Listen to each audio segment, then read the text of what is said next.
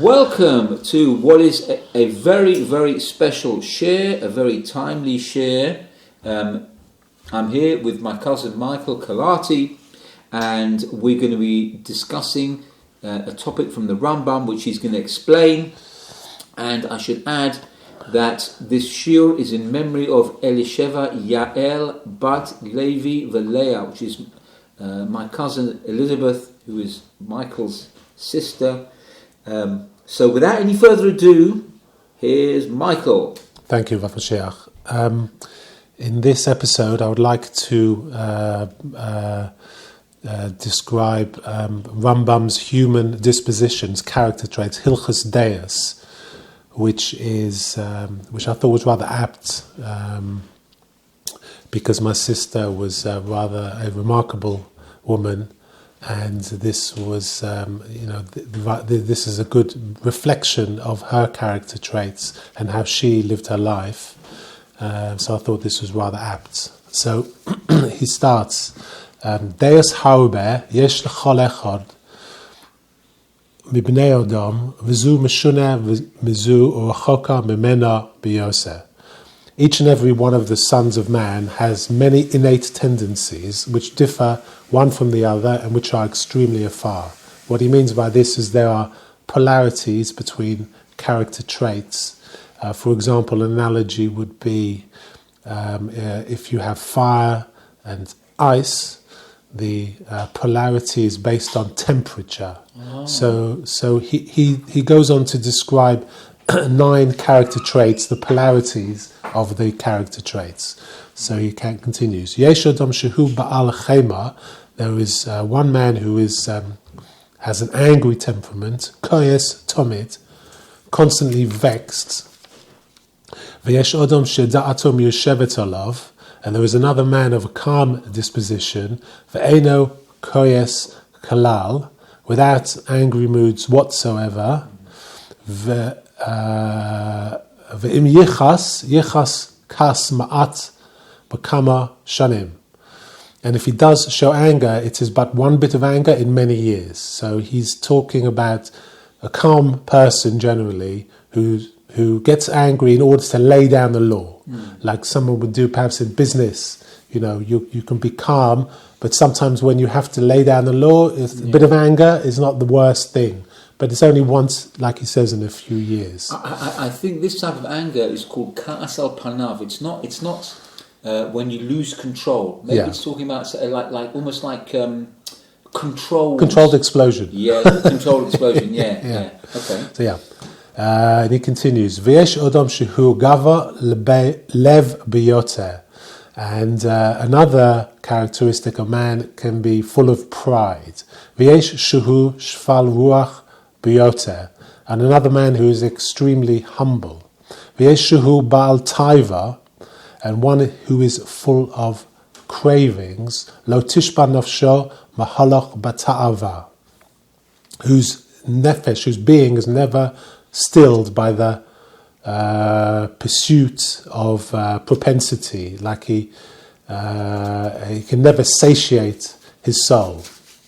V'yeshuhu bal lev tahor, and one who is so pure-hearted, ma'od v'lo yista'aver, afilu lidvorim ma'atim she'aguf tzarich lahen, and so pure-hearted that he feels no craving even for the barest necessities of the body. So someone who is so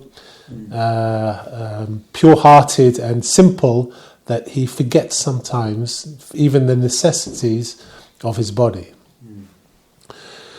V'yesh ba'al nefsha chava shelo tishba nafsho. One man has a characteristic of being so greedy, mikol mamon ha'olam, that the world's money will not satisfy him. Ke'inyan shene'emar,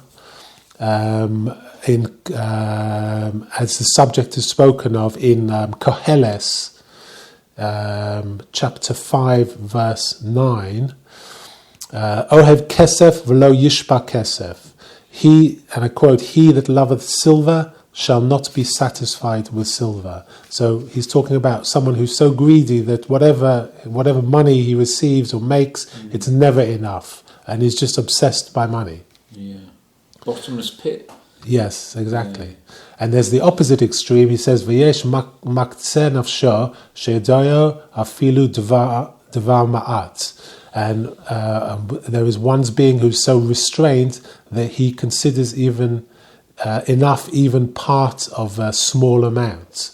Shelo yafsik lo v'lo yudof lahasig kol tzorako, which is insufficient for his needs, and he will not pursue to attain all needs.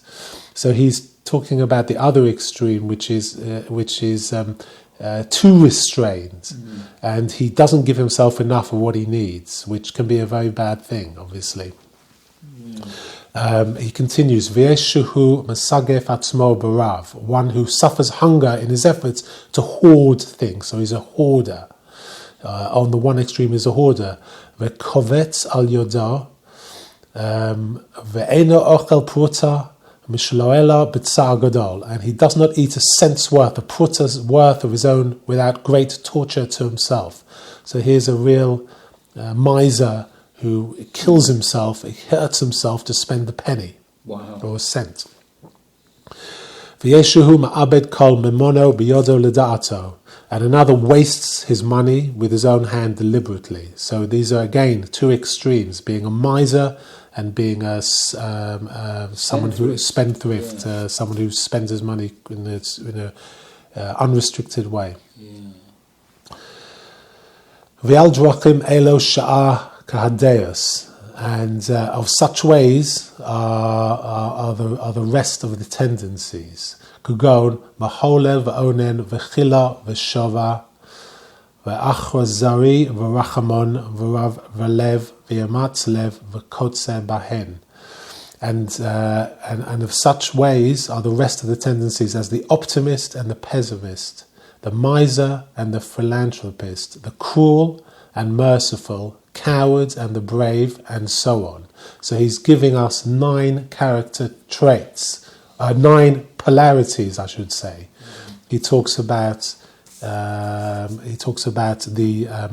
cruel and merciful, the miser and the philanthropist, the optimist and pessimist, the coward and stout-hearted, and so on. And someone who's a miser, a spendthrift, and someone who's a hoarder, and someone who is free-handed with his money, and so on.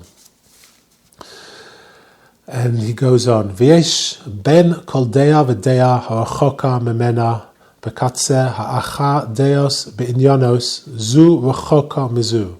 And there are between each and every extreme tendency an opposite mean tendency, one distinct from another.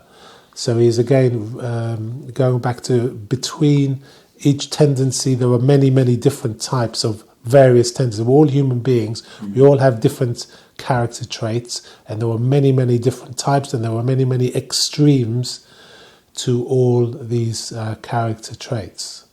And then he goes on to describe, where do these character traits come from? V'chol deus yesh mahen deus shehen la'odam matchilas b'riyaso lefi teva gufo. Pertaining to characteristics in general, there are such tendencies which a man acquires at his birth, in keeping with the nature of his body. So he's suggesting here about the genetic makeup.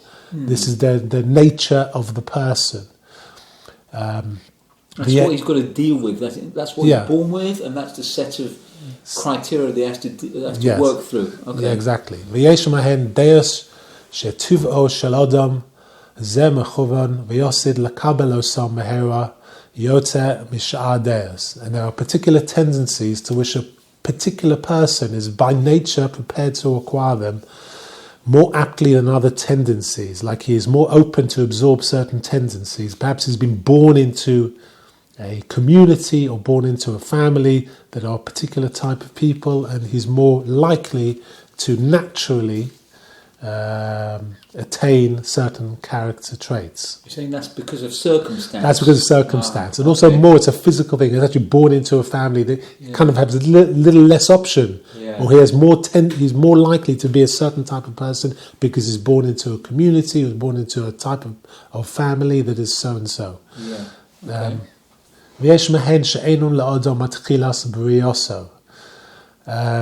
And there are also amongst them such which do not come naturally to a person at his birth. So he's not born with these character tendencies. Ela lomad osam, but he learns from others.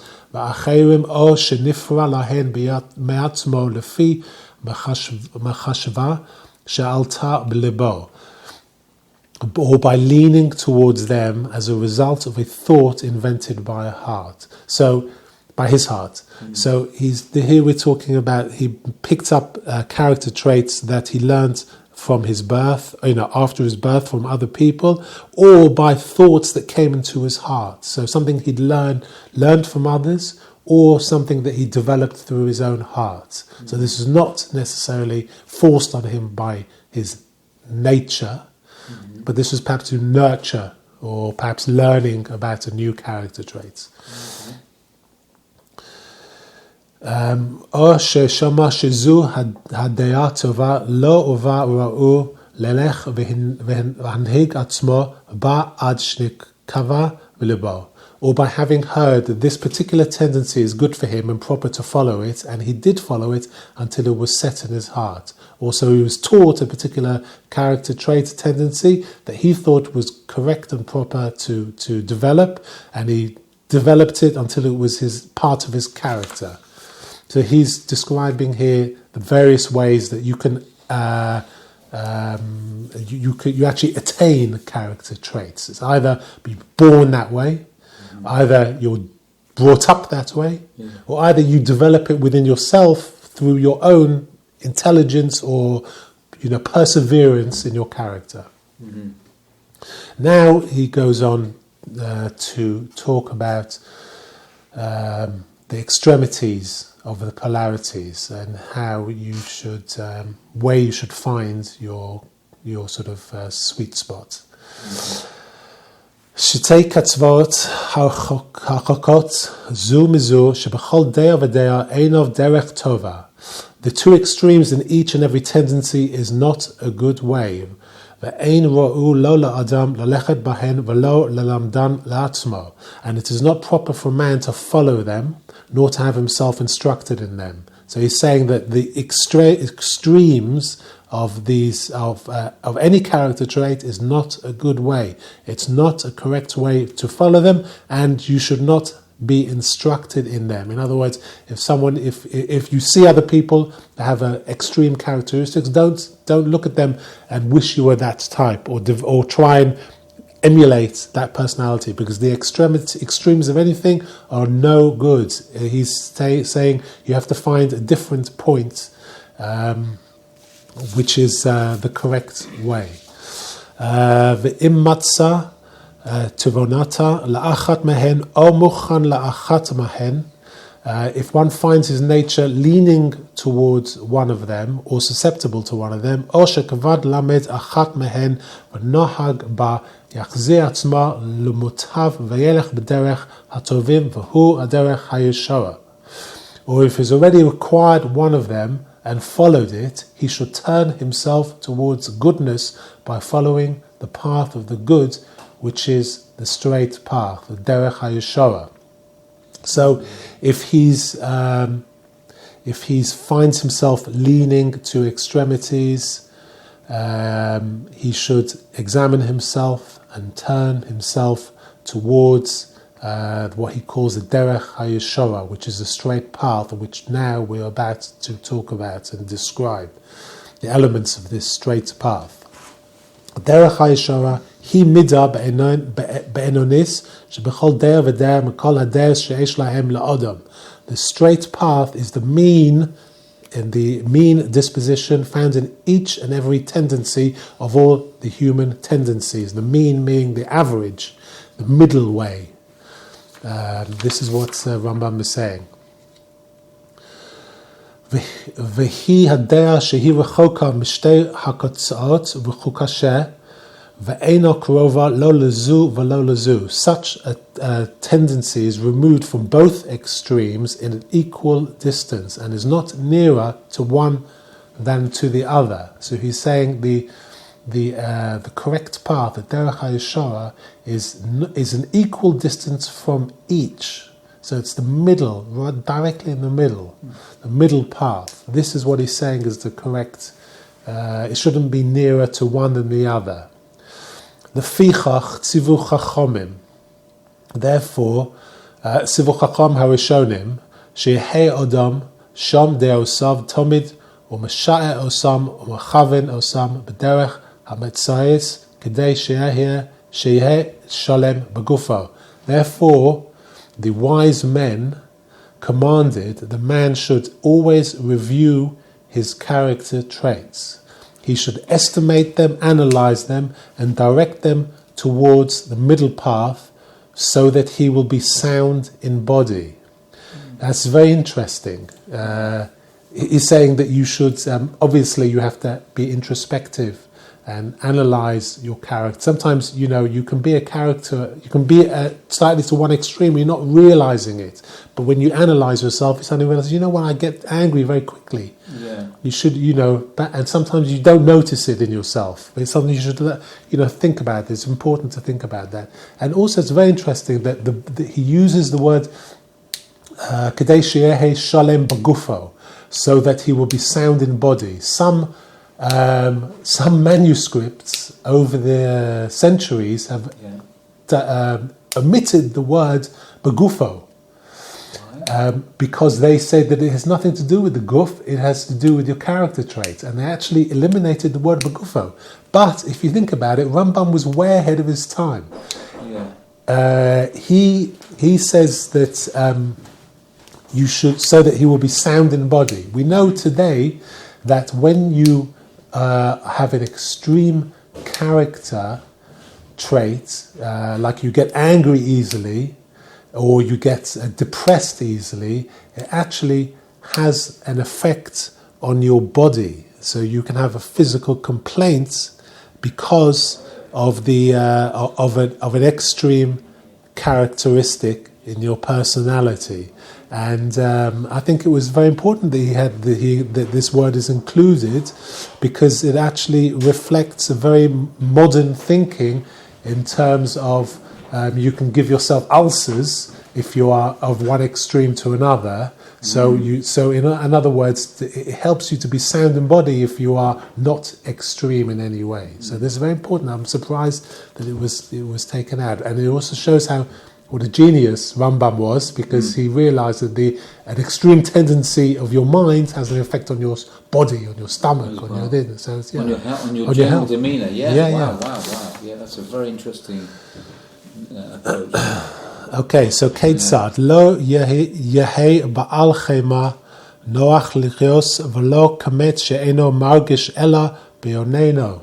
So how may one achieve the middle way? He should not be an excitable person or easily angered, nor should he be like a dead person without feelings. But ela ba'oneni, but he should adopt a middle course. Lo yichas ela al digdal shero'u likos alav kedei shelo yase kayotze bo pa'am acheret. Not to become indignant, save only it's something big which is worthy enough to be angry at, so that so it shouldn't be done another time. Likewise, he should not crave save for the things which the body requires.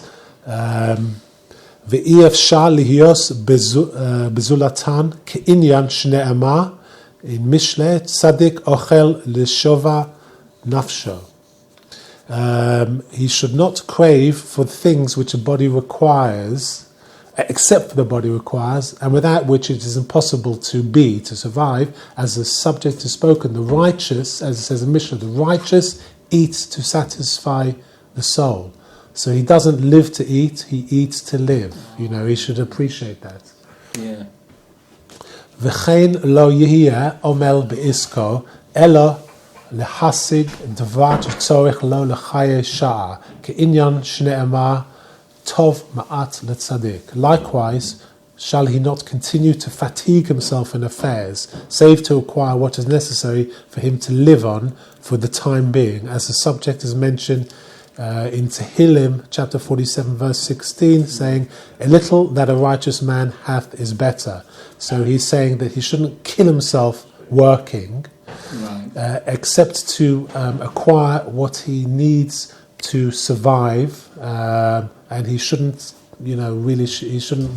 he shouldn't overwork himself. He shouldn't live to work. He should work to live.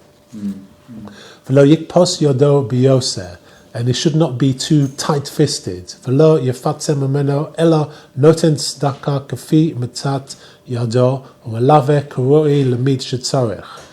Nor should he should not be too close-fisted, nor should he squander his money, but he should give tzedakah within his means of his hands and lend to others according to his means. Right. V'lo yehye mehoel v'shochek v'lo otzev v'onen ela tzameach kol yomov b'nachat b'tzeve panim yafot. He should not be overly elated or playful, nor should he be too pessimistic and mournful, but he should spend all of his days in good cheer with a good and pleasant countenance. So he's saying that you shouldn't be too elated, and you shouldn't be pessimistic and depressed. Negative. Yeah. But you should approach people and other people with a smile and a pleasant countenance. Right. וכן שעה דעותיו, ודרך זו היא דרך חכמים. כל אדם שדעתו דעוס בעינויס ממוצעות נקרא chacham. So should he measure all of his character traits, and in this path is the path of the wise man. Every man whose character traits are in the middle is called chacham, is called wise. Right. I'd like to just at this point just bring in something from Talmud Yerushalmi Chagiga chapter 2, which they talk about two paths in life. Yeah. One path they call snow on one side and one fire on the other side. And so if you are heading down that path, you would stick to the middle. You shouldn't gravitate either way. This is something similar described to what Rambam is talking about. ומישהו מדקדק על עצמו ביוסר והתרחק מדעה בינוניות מעט לצד זה ולצד זה נקרא חסד. And one who controls himself with increased restrictions and distances himself even from the middle tendency, a little one way or the other, is called a chosid, a pious person. So now he's introducing a new type of consideration to this middle course. He's saying that there is one who is slightly off center. In other words, someone who analyzes his character traits and is not bang in the middle. He's not neither this or neither that. Right. He's fine-tuning his character to be the slightly off-center in the better way, in the best way. Ketzad mi shitrachek migova halev ad haketza ha'acharon v'yihye shafal ruach b'yoseh nikra chosid v'zuhi midas chasidus. And how may one do it? One who will distance himself from the extreme point of arrogance and becomes exceedingly humble is called devout, for this is the tendency of piety. But here he's talking about particular people who really pushed themselves further than off-center and went from arrogance to exceed humility. And he mentions this as a tendency of piety. Ve'im nitzrachek ad ha'emtza b'levad v'yihye anav nikra chacham v'zohi midas chachma ve'al derech zu sha'a kol ha'edus. If one distances himself to the average point, the middle point only, and practices meekness, he is called a chacham. For this is the tendency of wisdom. And a pathway like that also exists in the rest of the tendencies. So here he's talking about this off-center. He's talking about a chacham being one who is bang in the middle, and he's talking about the chosid, who is one who examines his character traits and is slightly off-center, but not to an extreme, slightly off-center. And a good analogy is when we were younger, our stereos we used to buy used to have something on them called graphic equalizers, which were a range of frequencies that you had dials, kind of sliders, yeah, that you used to arrange in a way that would give the best clarity, the crispest treble and the bassiest bass, but on a range of different sound frequencies. But there were factory sets bang in the middle, across the middle line, and they sounded okay. But if you took the effort to take each slider and put it slightly off center and find each range of that particular frequency, after you set all the sliders in the right kind of curve, you'd get a beautiful sound. Wow, that's an amazing analogy. Actually, it's really poignant that you actually mentioned that because that, when you think about the middle line, you always think that's the best way to be. Why would I want to interfere? Yeah. You're talking about polarities, but in this way, you're saying just the nuances of what actually makes the the optimal effect. It's almost like sometimes you're tuning a radio station. Mm-hmm. Sometimes you can turn the dial and you can get it in the general area of that radio station. It sounds okay, you can listen to it, but if you twiddle it a little bit, fine-tune it a little bit, you get a clearer sound. Yes. This is what it means by making the effort to be introspective, fine-tune your character traits, analyze how you are, put yourself away, you distance yourself from yourself, put yourself in other people's shoes, look at yourself from other people's perspective, and you can sometimes find things about yourself that you don't notice because you don't have the perspective, the relative perspective. And he continues, V'chasidim harishonim hayu matin deos shelahen b'derech ha'atzmad keneged shtei ha'katzot. The ancient devotees diverged their tendencies from the middle path facing the two extremes. V'yesh de'ah shematin osa keneged ha'katzah ha'acharon v'yesh da'ah shematin osa keneged ha'katzah ha'rishon. Some tendencies they bent opposites to the last extreme, and some tendency they bent opposite to the first extreme. Zehu lifnim shuas hadin. This is more than being within the limits of the law. Umitzion anu lalechet b'drachim ha'ilu habenonim v'heina drachim hatovim v'yisharim shne'ema v'halachta b'drachav. As for us, we are committed to walk in the middle path, which is the good and straight path, as it is said in Kitzovo, and you shall walk in Hashem's ways. So basically, Rambam is telling us that it's important to walk in Hashem's ways. And what are these ways? He continues, Kach lamdu b'feirush mitzvah zu. In explaining this commandment that the sages taught us, Mahu nikra chanun af ata haye chanun. Even as he is called gracious, you should be gracious. Mahu nikra rachum af ata haye rachum.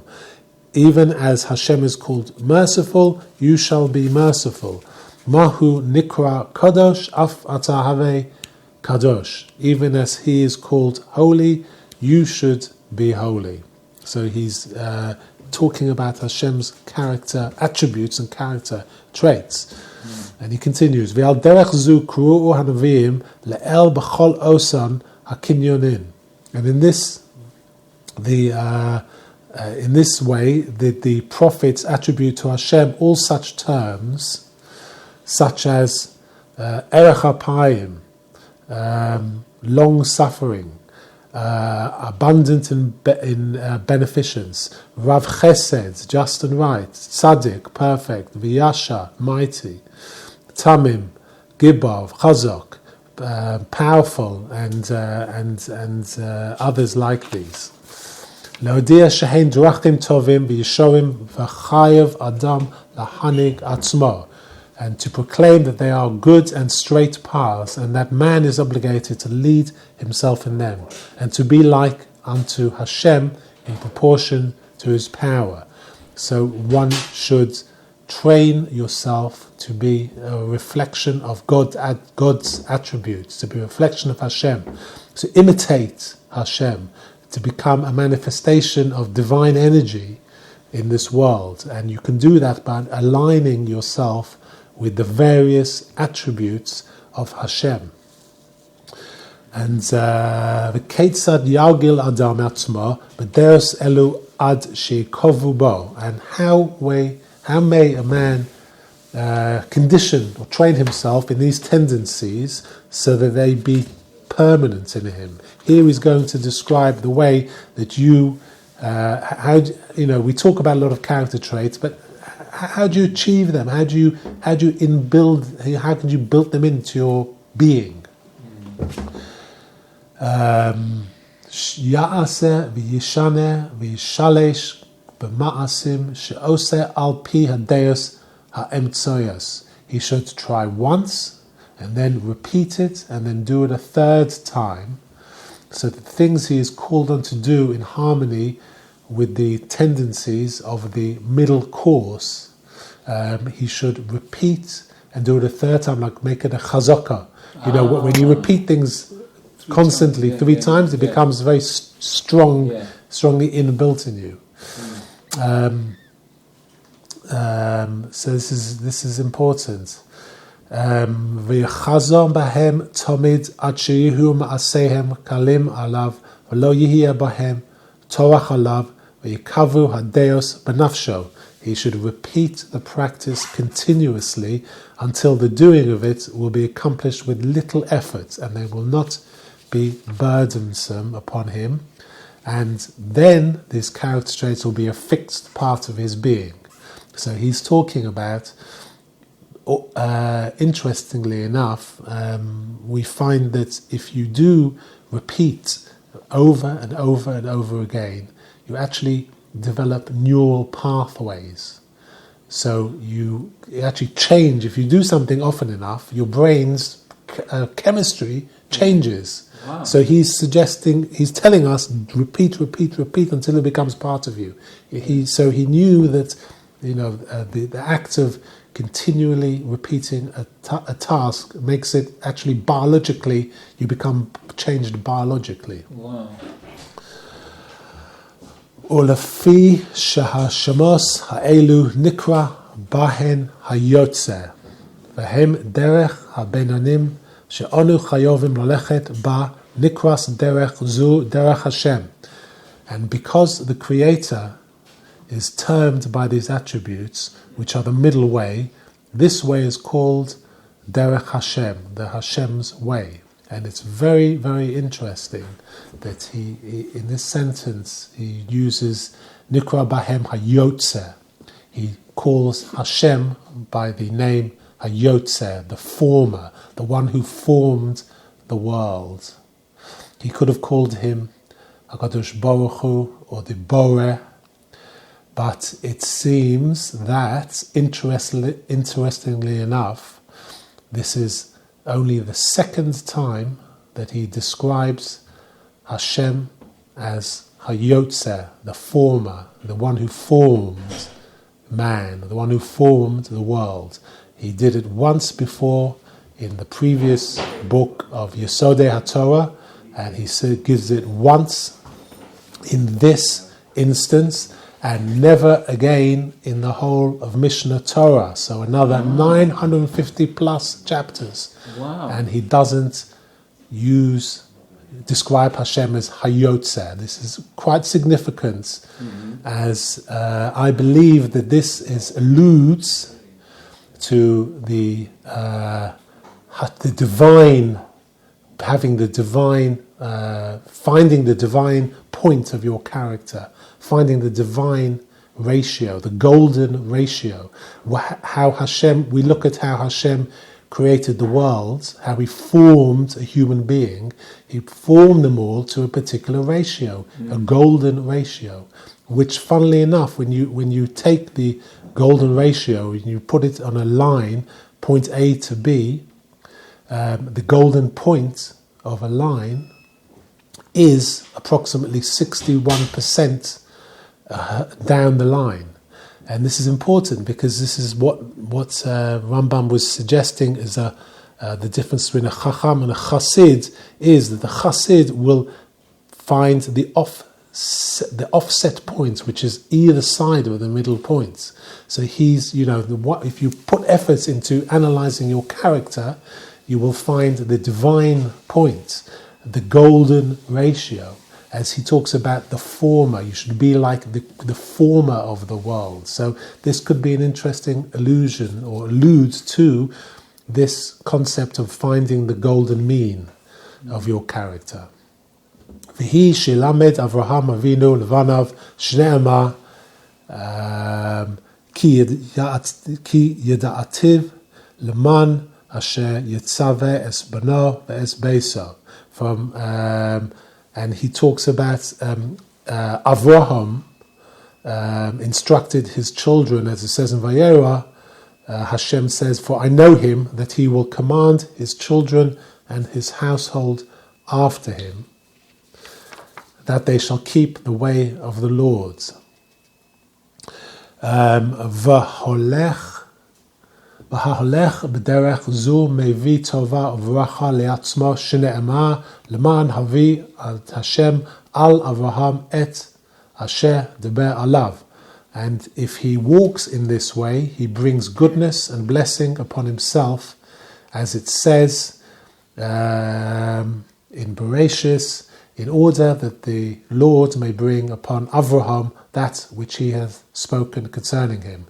So Rambam brings an example of Avraham Avinu, who was very particular about his character traits, and also how Hashem loved him because he took it upon himself to command his children and his household in the same manner that he believed to be perfect character traits.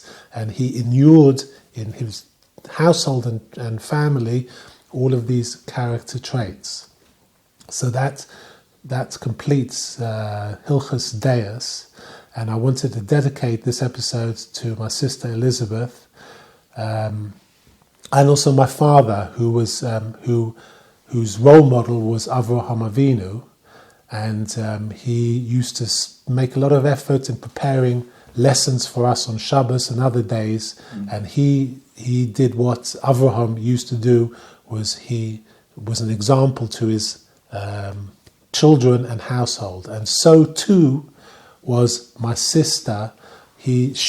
How she brought up her children with her husband Michael, and in the perfect way. She took what our father had taught us, and in an undiluted fashion passed it on to the next generation, which is the greatest achievement, because it's one thing to teach your children. If your children teach their children, you've really completed the purpose of what perhaps what is perhaps one of the meanings of life. And my sister did possess divine attributes that she worked on, like my father, and may her memory be a blessing. And some nice news is that my nephew Sam and Simone had their first daughter, and she was named Elisheva Tamar, which is after my sister. And so this happened last week, and Yes, so thank you for letting me. Very, give very this in. appropriate. Yeah, if I can just add on one small point. I've mentioned this many times in my shiurim before. I think it's very appropriate here after that fantastic rendition of the Rambam Hilchot De'ot. You mentioned your father, who's my father's older brother, and you mentioned that he brought those lessons to the Shabbat table. When I was growing up, my earliest exposure to Torah was when I was, probably about 4 or 5 years old, and we used to come to your house for Shabbat. We used to spend, my father and mother used to bring us, and we used to spend, the two families used to spend our time together. And when we weren't running around the house making mischief, when we actually sat at the Shabbat table, your father inevitably spoke words of Torah.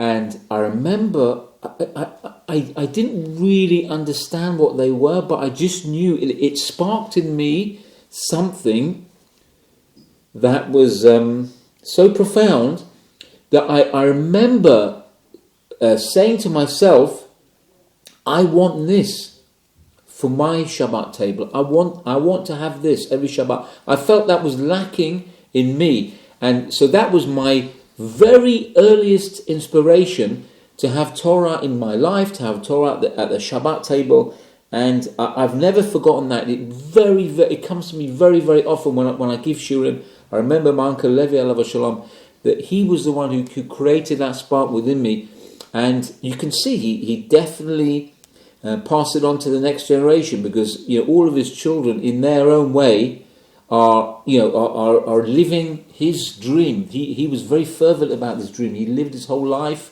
and he had 4 sons and 1 daughter, and Elizabeth, in her way, she exemplified so much of course, what her parents, but I'm saying specifically with regard to my uncle Levi, what he stood for, because they had such a, I'm just an observer, but they had such a fantastic relationship that she was like a conduit for everything that he aspired to, went to her, and you could see she passed that on, like Michael, like you very eloquently said, she passed it on to the next generation, because her children are, I don't use this term lightly, one better than the other. Each one, you turn around, literally one better than the other. What a tribute to a woman who espoused everything that her father taught us. So Michael, personally, I want to thank you for this wonderful tribute through the Rambam to your sister. May her neshama have an aliyah, as I'm sure she's getting, but we're going to push it even further than she's managing through her own family with this fantastic tribute. And I thank you from the bottom of my heart. Please God, Bezrat Hashem, we should always see smachot. Please God. Thank you very much, Rav Mashiach.